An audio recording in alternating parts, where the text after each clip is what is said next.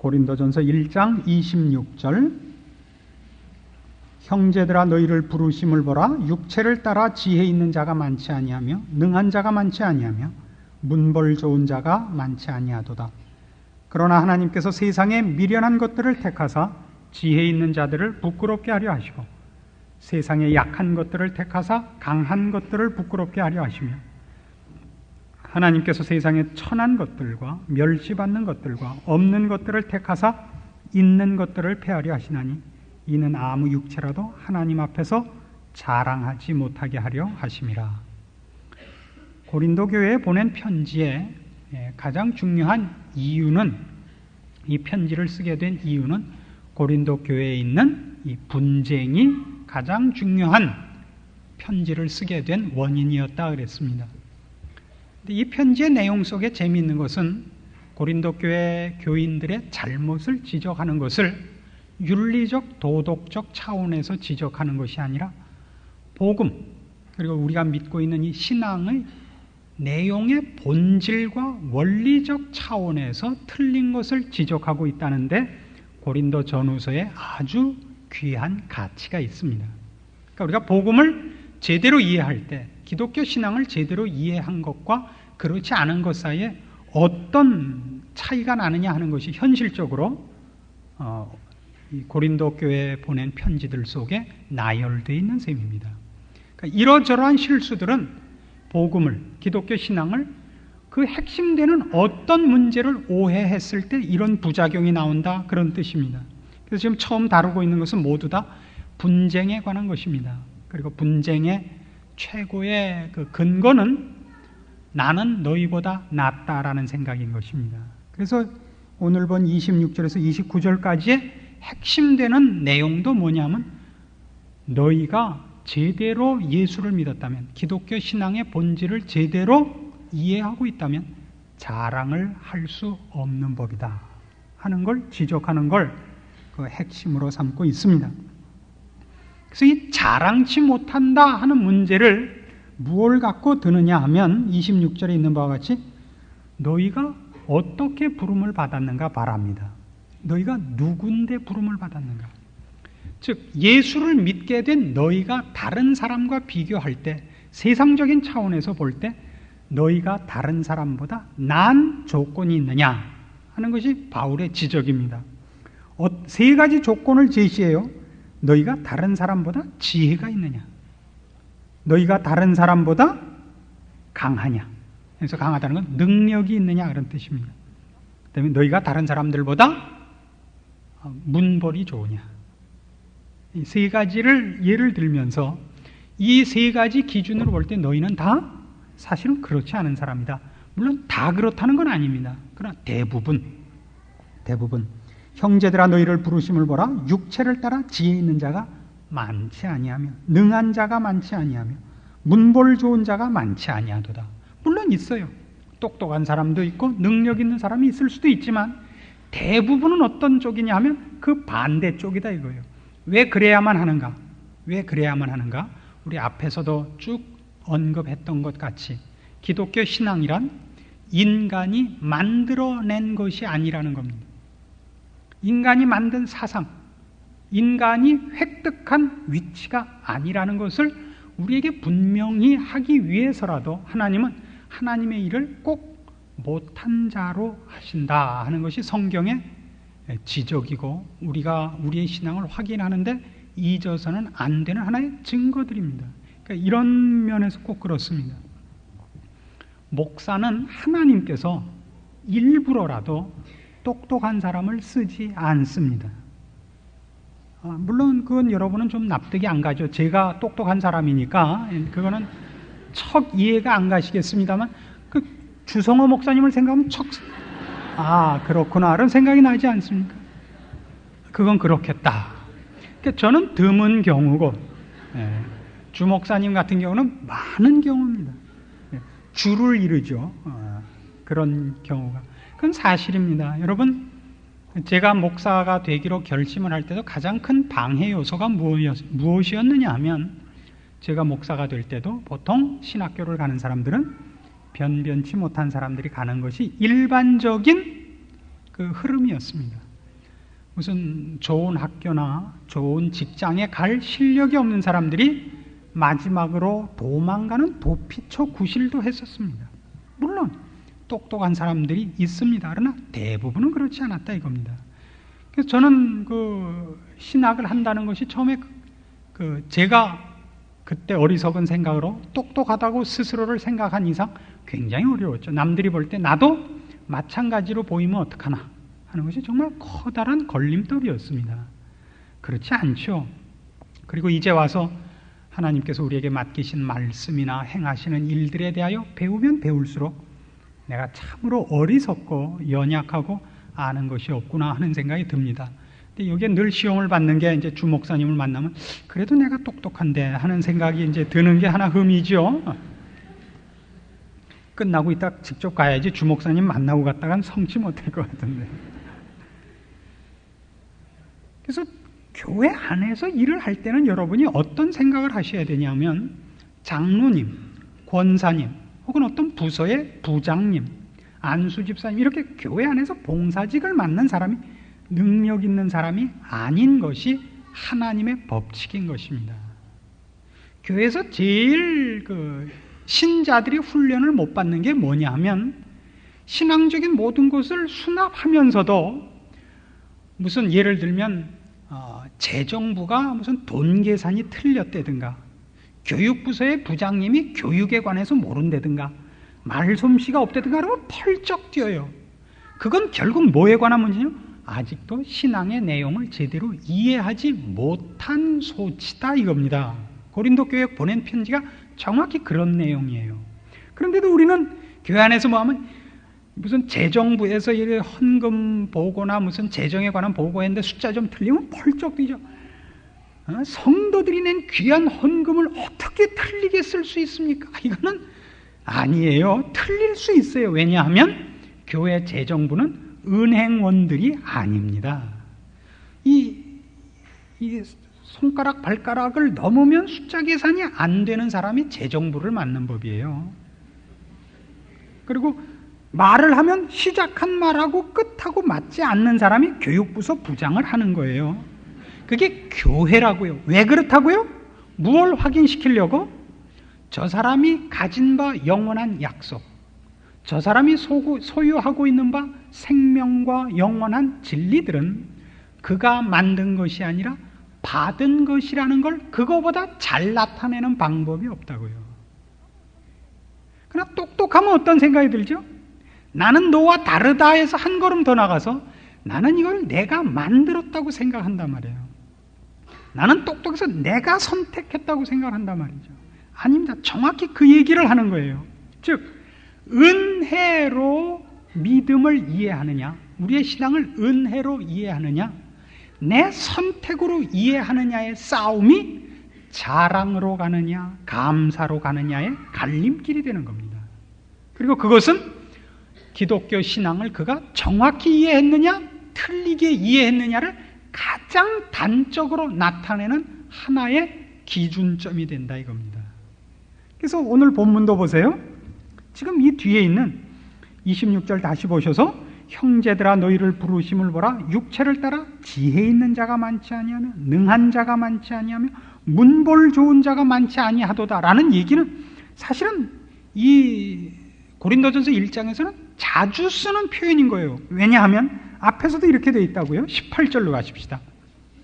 십자가를 일단 이렇게 설명을 해요. 십자가의 도가 멸망하는 자들에게는 미련한 것이요 구원을 얻는 우리에게는 하나님의 능력이라. 여기서 미련하다는 것은 어리석은 것, 즉 지혜롭지 않은 것이란 말이에요. 십자가가 세상 사람들이 볼 때는 이제 이 고린도전서 1장에 쓰여진 지혜라는 말은 원래는 원어로 헬라어로 소피아라는 뜻입니다. 뜻이 아니라 소피아라는 말을 쓰는데 그 소피아라는 건 지혜라기보다는 지식입니다. 지식에 가까운 얘기예요. 물론 지식이라는 단어는 그노시스라는 말이 또 있습니다. 그노시스에서 이제 knowledge가 나왔습니다만 단어가. 그러나 이 소피아라는 건 필라소피 같은 데 쓴 그 어원이 되는 겁니다. 소피아라는 건 이 지식만은 물론 아닙니다. 지혜라고 하면 우리는 조금은 더 지식과 다른 정보적 개념이 아니라 운영의 개념으로 생각하죠. 지혜면. 근데 여기서 이 지혜라는 말은 그 운영의 묘나 분별에 관한 것보다는 지식에 관한 쪽이 더 많은, 그리고 지식의 가치라는 의미에서 어떤 수준을 얘기하는 쪽의 단어입니다. 그래서 미련해 보인다는 건 가치가 없는 것으로 보인단 말이죠. 뭐가? 십자가의 도가. 십자가의 도가, 십자가라는 그 내용이, 십자가라는 이 기독교가 말하는 이 종교의 내용이, 핵심이 저들에게는 어리석어 보여요. 가치가 없어 보여요. 그러나 구원을 얻는 우리에게는 그것이 능력이라고요. 힘 있는 거라고요. 그래서 능력이라는 것은 이런 앞에 있는 지식이라는 단어와 연관성이 있는 겁니다. 꼭 맞는 것, 해답이 되는 것이라는 의미에서의 능력입니다. 23절에도 우리는 십자가에 못 박힌 그리스도를 전하니 유대인에게는 거리끼는 것이요 이방에는 미련한 것이로되 오직 부르심을 입은 자들에게는 유대인이나 헬라인이나 그리스도는 하나님의 능력이요 하나님의 지혜니랍니다. 그래서 이제 뭘 대비하려고 그러기 시작을 하느냐 하면 결국은 이거예요. 신앙이라는 걸 우리가 소유했을 때 이 신앙을 내가 분별해서 이건 옳은 것이다라는 내 지혜, 여기서 말하는 이 내 지혜, 내 판단에 의해서 내가 획득한 것이라는 개념에서의 지혜와 능력이 아니란 말이죠. 우리가 갖고 있는 이 신앙은 이건 정말 지혜요 능력입니다. 하나님의 지혜요 하나님의 능력입니다. 이 십자가 안에, 그리스도 예수 안에 기독교의 모든 내용이 있고 그 안에 하늘에 속한 모든 것이 있습니다. 영원한 약속, 영원한 천국, 생명에 관한 진리들, 영원한 것이 이 속에 있습니다. 그건 지혜고 해답입니다. 그렇죠?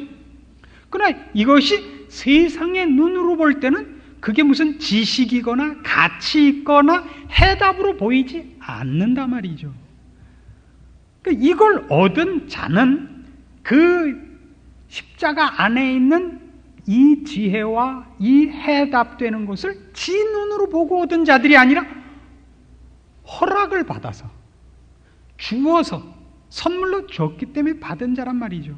그래서 이걸 갖고 있는 자는 육체적으로 볼 때, 세상적 시각으로 볼 때 똑똑하거나 실력이 있거나 문벌 좋은 자가 아니라는 것으로서 그가 소유한 것이 본인이 선택하고 분별하고 만들어낸 것이 아니라는 것이 더 두드러지더란 말이죠. 그래서 이걸 소유한 자는 지가 만들고 자기가 결과한 것이 아니라는 걸 알아서 마땅히 자랑이 있을 수 없다라는 것이 사도 바울이 지적하고 싶은 복음의 원리와 근본되는 사상으로 말미암는 지적인 것입니다. 세상 사람이 볼 때는 십자가라는 것은 그게 무슨 가치가 있거나 그게 무슨 생명이 있는 것 같아 보이지 않는다고요. 그건 미련하고 거리끼는 것이었습니다. 지고 망한 방법인데요. 거기에 무슨 선한 것이 있었겠습니까? 그래서 이 얘기를 할 때는 뭐라 그러냐 하면 이것이 선택하고 분별해서 내가 획득한 것이 아니라는 걸 강조하기 위해서 26절에 다시 돌아가서 형제들아 너희를 부르심을 보라 라는 표현을 쓰는 거예요. 우리가 기독교적 내용을 선택한 것이 아니라 불려가서 이 자리에 있는 거예요. 불려와서 이 자리에 있다고요. 그렇죠? 불려와서. 이건 이게 매우 강조되는 것 중에 하나입니다. 불려왔다는 것. 27절로 가면 그러나 하나님께서 세상에 미련한 것들을 뭐라 그래요? 택하사. 그렇죠? 택하사 지혜 있는 자들을 부끄럽게 하려 하시고 세상에 약한 것들을 택하사 강한 것들을 부끄럽게 하려 하시며 하나님께서 세상에 천한 것들과 멸시받는 것들과 없는 것들을 택하사 있는 것들을 폐하려 하신다 이거예요. 이제 둘의 대조가 분명해졌죠. 사람의 자랑, 신자의 자랑은 무엇으로부터 말미암느냐 그럴 때 자기가 갖고 있는 신앙적인 내용을 자기가 선택했고 자기가 알아서 이걸 분별해서 획득했다고 생각하는 데 있단 말이죠. 나는 믿었다, 너는 안 믿었다란 말이에요. 아니라고요. 이건 우리의 지혜와 우리의 능력으로 소유한 것이 아니라 하나님께서 우리에게 주신 것입니다. 그래서 이 누가 허락을 받았느냐 그러면 하나님이 불쌍히 여기는 자, 하나님이 사랑하는 자에게 하나님께서 거저 준 거라고요. 우린 부르심을 받은 자고 택함을 받은 자라고요. 여기서 택함을 받았다는 건 그러니까 그런 의미에서 나는 택함을 받았고 너는 안 받았다를 구별하는 것이 아니라 택함의 핵심되는 건 수동적이라는 데 핵심이 있는 거예요. 우리는 택함에 관한 얘기를 하면 그럼 저 사람들은 안 택했느냐 그러면 저 사람들 지옥 가는 건 하나님이 택하지 않은 탓이니까 자기 잘못이 아니지 않느냐라는 책임론으로 잘 가는데, 성경에서 선택에 관한 얘기는 누구는 운명적으로 구원을 얻게 됐고 누구는 운명적으로 구원을 얻지 못하게 됐다는 걸 설명하기 위해서 등장한 것이 아니라 우리가 갖고 믿고 있는 바 신앙의 내용들이 자생적인 것이 아니며 우리가 선택한 것이 아니며 우리가 분별한 것이 아니며 나 아닌 외부로부터 주어진 것이다라는 걸 강조하기 위해서 쓰여진 단어다 이겁니다. 이해하시겠습니까? 그러니까 이 예정에 관한 얘기, 택함에 관한 얘기를 할 때 그것을 책임으로 논하지 않도록 노력하셔야 됩니다. 그래서 결국 모든 가장 핵심이 되는 신자가 자기가 갖고 있는 신앙을 어떻게 이해하고 있느냐, 얼마나 정확히 이해하고 있느냐는 어디로 가느냐 그럴 때는 어디로 간다고? 자랑이냐 감사냐로 간다 이거예요. 자랑이냐 감사냐. 자, 이 자랑이냐 감사냐 하는 걸 이렇게 우리 얘기해 보도록 해 보십시다. 마태복음 18장으로 가 보십시다. 21절로 갑니다. 마태복음 18장 21절.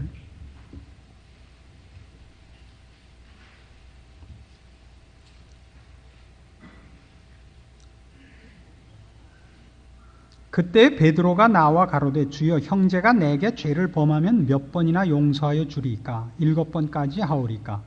예수께서 가라사대 네게 이르노니 7번뿐 아니라 70번씩 7번이라도 할지니라.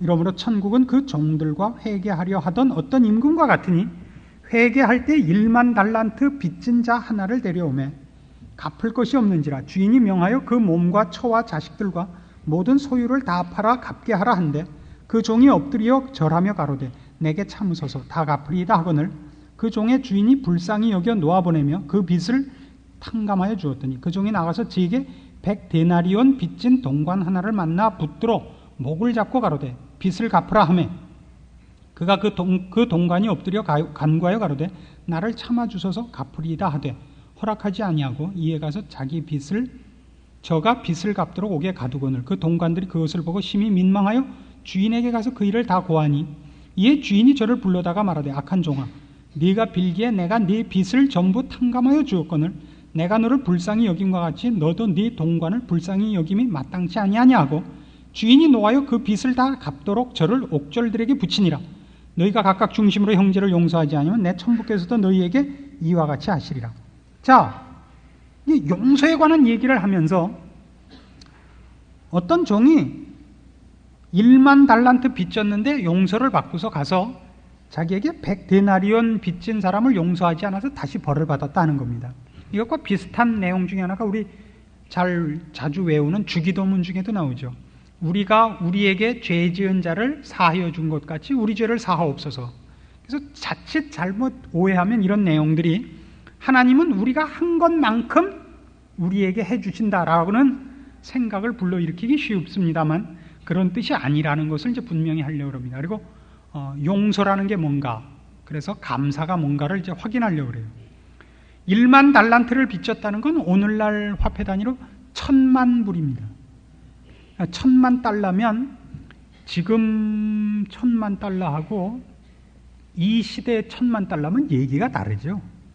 그렇죠. 지금이야 이때 로마 시대 기원 AD 한 30년쯤에서 지금은 2000년 가까이 2000년이라는 세월이 흘렀는데 그때 1000만 달러하고 지금 1000만 달러는 얘기가 다르다고요. 1000만 불이면 우리나라 돈으로 얼마나 됩니까? 대강 얼마나 됩니까? 얼마요? 70억입니까? 700억입니까? 70억쯤 되는 겁니까? 그런 건 그렇게 중요한 게 아닙니다. 그런 거 너무 신경 쓰지 마십시오. 근데 100데나리온이라는 건 얼마냐면 20달러입니다. 차이를 분명히 아시죠? 20달러면 정말 얼마 안 되는 겁니다. 우리 돈으로 그저 한 15,000원 되는 거죠. 이런 건 빨리 계산하셔야 돼요. 근데 이 1,000만 불을 빚진 사람이 용서를 왜 구하느냐 하면, 옛날에는 채권자가 채무자에게 그 돈을 다 상환받지 못하면 가족과 그 본인뿐이 아니라 그 처자식까지 전부 채권 행사를 해서 종으로 잡아갈 수 있습니다. 종으로 팔 수 있고 종으로 부릴 수도 있습니다. 처자식까지도요. 그러니까 그게 상당히 심각한 거였습니다. 빚을 못 갚는다는 거는. 그러니까 본인만의 문제가 아니라 자기 처자식이 노예가 된다는 거 얼마나 심각합니까? 팔려갈 수도 있는데요. 그래서 엎드려 빈 겁니다. 용서해달라고. 그러니까 불쌍히 여겨서 용서해줬다 이거예요. 근데 나가다가 자기한테 20불 빚진 동료를 만났는데 다 갚아라. 안 갚으면 옥에 갖다 쳐넣겠다 이거예요. 그 원주인이 듣고 다시 잡아갔다. 여긴 무슨 사상이 있느냐 하면, 결국 이 종이 나가서 자기에게 20달러 빚진 사람을 용서해 주지 못한 것은 자기가 1,000만 달러를 용서받았다는 것이 무엇인지 모르기 때문이라 하는 얘기인 겁니다. 자기가 용서받은 것이 무엇인지 알면, 자기가 1만 달란트를 용서받았다는 것이 얼마나 굉장한 것인가를 알아야 20불을 용서할 수 있는 거예요. 모르니까 이걸 용서 못하는 거예요. 자기가 뭘 용서받았는지를 모르니까. 그러니까 우리가 우리에게 죄 지은 자를 사하여 준 것 같이라는 말 속엔 뭐가 있느냐면, 아무도 자기에게 죄 지은 자를 용서할 수 있는 인간은 없습니다. 신자만이 가능합니다. 신자는 왜 가능하죠? 예수 그리스도 안에서 용서를 받은 자이기 때문입니다. 1만 달란트 빚진 것을 용서받은 자이기 때문에 우리는 하나님께 범죄한 자예요. 천부께, 우리를 지으신 하나님께. 우리에게 죄 지은 거는 거기에 비하면 이 100데나리온에 불과한 거예요. 20달러에 불과하다고요. 아니 20센트에 불과할 거예요. 그러니까 그거는 없는 듯이 여길 수 있는 자라고요. 이 사람이 1만 달란트 용서받은 것이 무엇인지 모를 때 법에 호소했다고요. 네 빚을 다 갚기까지 너 옥에 가두겠다. 왜 댕댕거렸다고요? 자기가 용서받은 것이 무엇인지 모른단 말이죠. 그래서 다시 돌아와서 지금 사도 바울이 고린도 교회 교인들을 공격하는 게 결국 뭐냐면, 너희의 자랑은 너희가 지금 십자가가 무엇을 의미하는지, 다시 말해서 십자가의 도라는 것으로 대표되는 기독교 신앙의 핵심, 우리가 어떤 죄인이며 어떻게 형벌받아 마땅한 자인데 하나님의 크신 은혜와 사랑 가운데서 그리스도 예수로 말미암아 네가 구원받았는지 아느냐를 모른다는 뜻이 된다 이겁니다. 그걸 안다면 결단코, 자랑이란 결국 어디서 나오죠? 넌 왜 그래? 라는 데서 나오는 거 아니에요? 넌 왜 죄 짓냐? 난 안 짓는데. 넌 잘못 배웠기 때문이다. 바울은 안 그렇게 가르쳤다. 넌 베드로에게 배워서 그렇다. 라는 식의 지금 당쟁이거든요. 분파고. 나는 안 그런데 넌 왜 그러냐라는 얘기는 십자가가 고소했던 것. 인간이 뭐냐? 죄가 뭐냐? 우리가 아무리 세상에서 윤리적 도덕적 차원에서 거룩하고 완벽하게 살아도 지옥불에 들어가는 것이 마땅한, 하나님을 모르고 하나님을 배반하고 죄 속에 살고 있다는 것을 인식하지 못한 자요. 그런 자라면 하나님이 예수 그리스도 안에서 나를 용서했다는 십자가 사건을 이해 못하는 자다 이겁니다. 그런 자는 그가 이해 못한 것이 뭘로 나온다고요? 자랑으로 나온단 말이죠. 자랑으로. 교회 안에 있는 제일 큰 싸움이 뭐죠? 용서하지 않는 거죠. 교회 안에서 언제나 싸움이 왜 일어나죠? 용서하지 못하는 거예요. 왜 용서하지 못하죠? 교회 안에 어찌 저런 일이 있을 수 있습니까? 거든요. 왜냐하면 교회는 어떤 사람들이 모인다고 생각을 하는 거예요. 그러면 다 무엇이 옳고 무엇이 그른지를 분별하고 그 옳은 것을 선택한 사람들이 모였다고 생각을 하니까 용서를 못하는 거예요. 그게 아니라 교회는 어떤데? 부르심을 받은 자들의 집단이죠. 그가 옳은 것을 선택하고 틀린 것을 거부한 사람들의 집단이 아니라 무엇이 옳고 무엇이 그른지를 똑같이 모르는, 그래서 형벌받아 마땅한 진노의 자식들이었는데 하나님께서 은혜를 베푸사 주를 알게 하시고 우리를 예수 그리스도 안에서 씻으사 하나님의 자녀로 불러 이 자리에 있는 겁니다. 그것을 자기가 이 자리에 온 것이 무엇인지를 깊이 깨달아서 입 다물고 있는 사람도 있고, 자기가 은혜 받고 와 있는 것이 뭔지 모르고 천방지축 뛰노는 사람이 있을 수 있지요. 근데 그걸 누군가가 아니 교회에서 뭐 젖다우가 있어라고 했으면 그 사람은 당장 뭐가 폭로가 되는 거예요. 그 사람은 아직도 자기가 1만 달란트를 용서받은 자라는 걸 모르는 것입니다. 교회 안에서 무슨 실수를 할 수도 있고 어떤 짓을 할 수 있어요. 그거는 우리가 본성적으로 하나님 모르고 태어나는 죄인된 신분에서 가졌던 죄보다는 다 비교할 수 없이 적은 거라고요. 하나님께 대한 것이 아니라 인간끼리 짓는 잘못이니까요.